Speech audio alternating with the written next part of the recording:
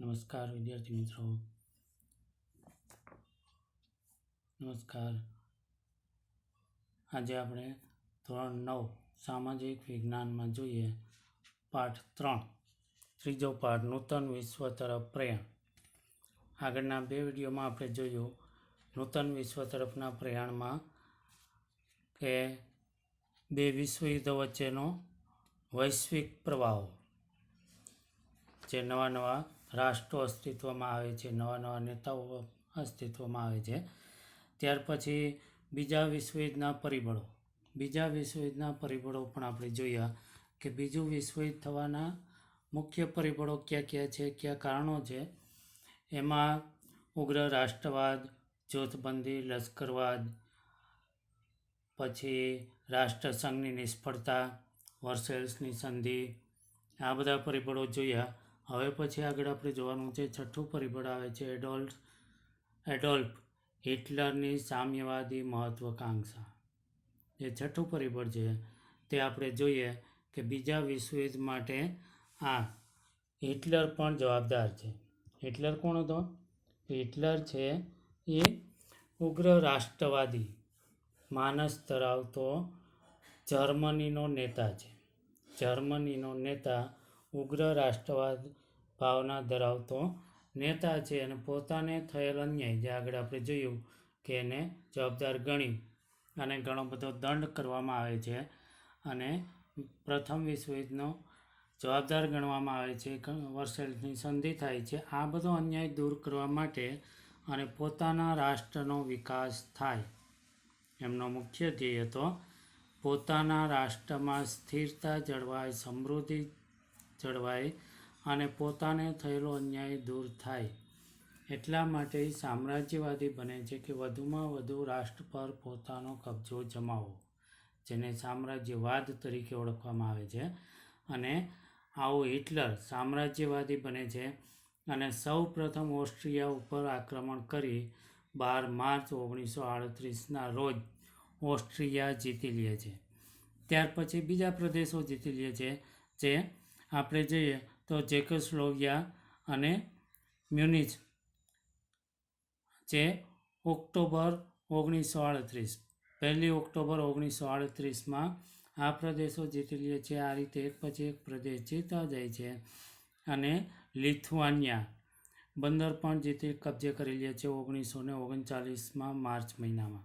આ રીતે હિટલરની સામ્રાજ્યવાદી નીતિ, એક પછી એક પ્રદેશો જીતી લેવાના, આખા વિશ્વમાં પોતાનું પ્રભુત્વ સ્થાપવું, આવો એમનો ધ્યેય હતો, જે બીજા વિશ્વયુદ્ધનું એક કારણ બની શકે છે. અને આ રીતે એક પછી એક પ્રદેશ જીતતો જાય છે અને બીજા વિશ્વયુદ્ધનું કારણ બની શકે છે. ત્યાર પછી આગળ જોઈએ, એના પછીનો મુદ્દો છે સાતમું કારણ છે જર્મનીનું પોલેન્ડ પર આક્રમણ. તત્કાલીન કારણ એને કહેવામાં આવે છે, જર્મનીનું પોલેન્ડ પર આક્રમણ. હવે આ ઘણા બધા પરિબળો છે, એમાંથી આપણને એમ થાય કે આ વિશ્વયુદ્ધની શરૂઆત કોણે કરી, ક્યારે કરી, કઈ રીતે કરી? તો આ બધા પ્રશ્નનો જવાબ છે તત્કાલીન પરિબળ. કે આખું વિશ્વ તૈયાર છે, બધા જ એકબીજાથી ડરે છે, બધા શસ્ત્રોનું ઉત્પાદન કરે છે અને બધા જ યુદ્ધ માટે તૈયાર છે. તો શરૂઆત કોણ કરે છે, કઈ રીતે થાય છે? તો એની વાત કરીએ તો જર્મની છે એ યુદ્ધની શરૂઆત કરે છે. જર્મની પોલેન્ડ પર આક્રમણ કરે છે, જેમાં બધા જ પરિબળોને લઈ અને આ બાબત દર્શાવે છે કે આખું વિશ્વ છે એ દારૂગોળા ઉપર બેઠું છે એવું લાગે, અને કોઈ એક ચિનગારી મૂકે, દિવાસળી મૂકે તો આખું વિશ્વ સળગી ઉઠે, આવી વિશ્વની પરિસ્થિતિ છે. ત્યારે ચિનગારી મૂકવાનું કામ કોણ કરે છે? તો એ જર્મની કરે છે. તો જર્મની છે શાંત પોલેન્ડ પર આક્રમણ કરે છે 1 સપ્ટેમ્બર 1939ની વહેલી સવારે. જર્મની પોલેન્ડ પર આક્રમણ કરે છે. ક્યારે? તો 1 સપ્ટેમ્બર 1939ના રોજ જર્મની પોલેન્ડ પર આક્રમણ કરી અને આખા વિશ્વની અંદર બીજા વિશ્વયુદ્ધની શરૂઆત કરે છે. આ રીતે એક ચિનગારી મૂકવાનું કામ જર્મની કરે છે અને આ રીતે બીજા દેશો પણ એમાં જોડાય છે. બીજા વિશ્વયુદ્ધનો પ્રારંભ થાય છે. બ્રિટન અને ફ્રાન્સ જર્મનીને આ યુદ્ધ તાત્કાલિક બંધ કરી દેવા ચેતવણી આપે છે, પરંતુ જર્મની એનો સ્વીકાર કરતું નથી. આ રીતે બ્રિટન, ફ્રાન્સ એ પણ અંતે યુદ્ધમાં ઝંપલાવે છે અને બીજા વિશ્વયુદ્ધની શરૂઆત થાય છે.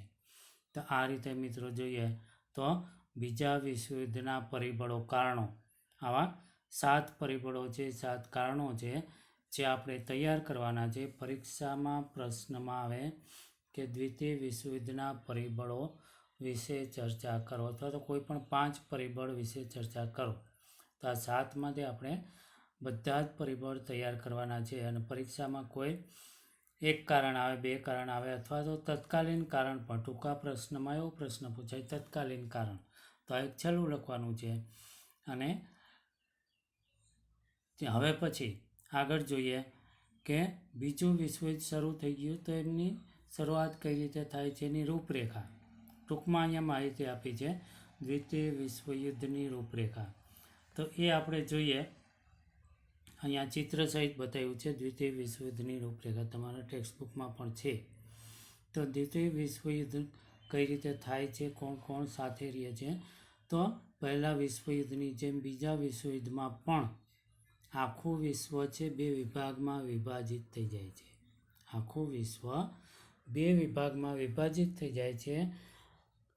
એક જૂથમાં ઘણા બધા દેશો પડી જાય છે અને બીજું જૂથ છે એમાં પણ ઘણા બધા દેશો પડી જાય છે. તો આ બંને દેશો, બંને વિભાગ કયા નામે ઓળખાય છે, 2 જૂથ બને છે. તો પ્રથમ જૂથ છે એને મિત્ર રાષ્ટ્ર તરીકે ઓળખવામાં આવે છે.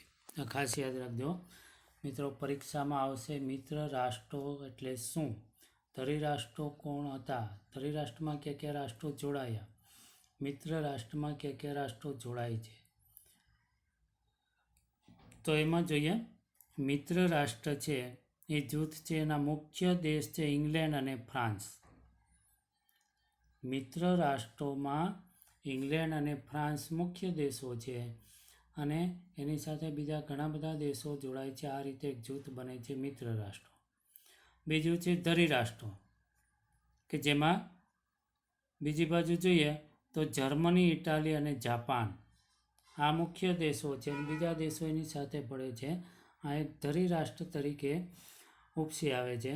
આ રીતે આખું વિશ્વ છે એ 2 વિભાગમાં વિભાજિત થઈ જાય છે, 2 જૂથમાં, અને યુદ્ધમાં ઝંપલાવે છે. પરંતુ આ જૂથની અંદર અમેરિકા સહમત નથી, અમેરિકા સાથ આપતું નથી, અમેરિકા તટસ્થ છે. આ પણ એક યાદ રાખવાની બાબત છે કે વિશ્વયુદ્ધમાં કે આ કોઈ પણ જૂથમાં અમેરિકા જોડાતું નથી. અને યુદ્ધની શરૂઆત કરે છે. યુદ્ધની શરૂઆત જર્મનીએ કરી, જાપાન, ઇટાલી, ફ્રાન્સ વગેરે જોડાય છે. અને યુદ્ધની શરૂઆત થતાં જાપાન છે એ શાંત અમેરિકા ઉપર આક્રમણ કરે છે. અમેરિકા શાંત છે, કોઈ સાથે જોડાયેલ નથી, યુદ્ધમાં પણ નથી, છતાં પણ જાપાન છે અમેરિકા ઉપર આક્રમણ કરે છે અને શાંત અમેરિકા જાપાનની શક્તિને રોકવા માટે યુદ્ધમાં જોડાય છે. કોઈ નિર્દોષ માણસને, શાંત બેઠો હોય માણસને આપણે હેરાન કરીએ તો ના છૂટકે આ માણસ છે આપણી ઉપર આક્રમણ કરે. તો અહીંયા પણ એવું બને છે, અમેરિકા છે શાંત છે, યુદ્ધમાં જોડાયેલ નથી, છતાં પણ જાપાન એના ઉપર આક્રમણ કરે છે અને ના છૂટકે અમેરિકા યુદ્ધમાં જોડાય છે અને એ મિત્ર રાષ્ટ્રો સાથે જોડાય છે. મિત્ર રાષ્ટ્રોની તાકાત વધી જાય છે અને જાપાનની શક્તિને રોકવા માટે અમેરિકા છે એ જાપાનના 2 મુખ્ય શહેરો, તમે પણ જાણતા હશો કે જાપાનના કયા મુખ્ય શહેરો ઉપર બોમ્બમારો કરવામાં આવ્યો. તો એમાં 2 શહેરો છે હિરોશીમા, નાગાસાકી, એના ઉપર બોમ્બમારો કરવામાં આવે છે. આ બોમ્બથી જાપાનને મોટું નુકસાન થાય છે અને જાપાન શરણાગતિ સ્વીકારી લે છે, જે 11 ઓગસ્ટ 1945ના રોજ શરણાગતિ સ્વીકારી લે છે અને આ રીતે વિશ્વયુદ્ધનો અંત આવે છે. તો મિત્રો, આ વિશ્વયુદ્ધની એક ટૂંકી રૂપરેખા હતી કે કઈ રીતે શરૂઆત થાય છે, કઈ રીતે અંત આવે છે. 1945 11 ઓક્ટોબરના રોજ આ વિશ્વયુદ્ધનો અંત આવે છે. તો આ રીતે વિશ્વયુદ્ધની રૂપરેખા છે. ત્યાર પછી હવે જોઈએ આગળ, તો એમાં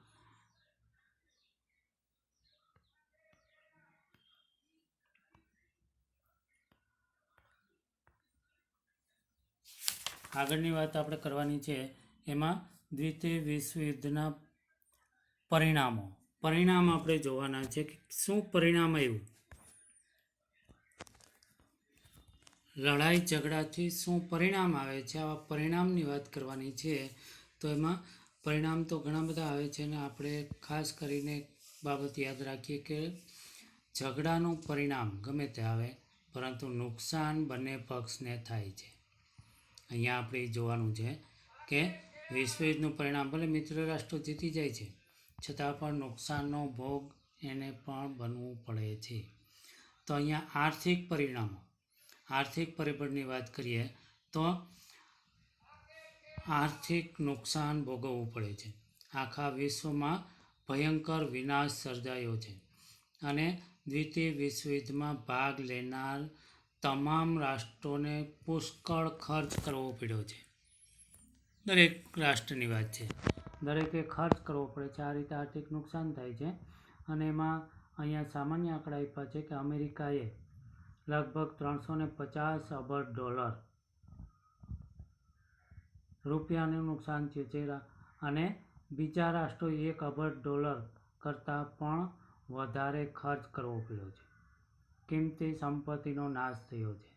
ત્યાર પછી જોઈએ તો માનવ નુકસાન, તો ઇંગ્લેન્ડ 2000 કરોડની મિલકત ગુમાવી છે અને કરોડો સૈનિકો લોકો મૃત્યુ પામ્યા છે. આ બધી આર્થિક પરિણામની બાબત છે. ત્યાર પછી વિશ્વના રાષ્ટ્રોમાં જોઈએ તો યુદ્ધમાં ઉપયોગી બને એવા શસ્ત્રોનું જ ઉત્પાદન થતું, એટલા માટે બીજી ચીજવસ્તુ, જરૂરી ચીજવસ્તુઓની અછત ઊભી થાય છે. આ પણ એક બાબત છે. માત્ર શસ્ત્રોનું ઉત્પાદન કર્યું, જરૂરી ચીજવસ્તુ મળી શકી નહીં, તો આવી અછત ઊભી થાય છે. ત્યાર પછી બેકારી અને લોકોમાં ભૂખમરો પણ જોવા મળે છે, ફુગાવો પણ જોવા મળે છે, રોજીરોટી મળતી નથી. આ બધા આર્થિક પરિબળો છે કે લોકોનું આર્થિક જીવન છે અસ્તવ્યસ્ત થઈ ગયું.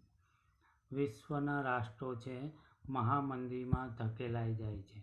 આ બધા આર્થિક પરિબળો છે કે લડાઈ કરવાથી પણ અમેરિકા જીતી જાય છે છતાં પણ મંદીનો ભોગ બને છે. બીજું પરિબળ છે ચીનમાં સામ્યવાદીની સ્થાપના. તો રશિયામાં થયેલ બોલ્શેવિક ક્રાંતિ 1917માં જે થઈ, આ સામ્યવાદી ધોરણે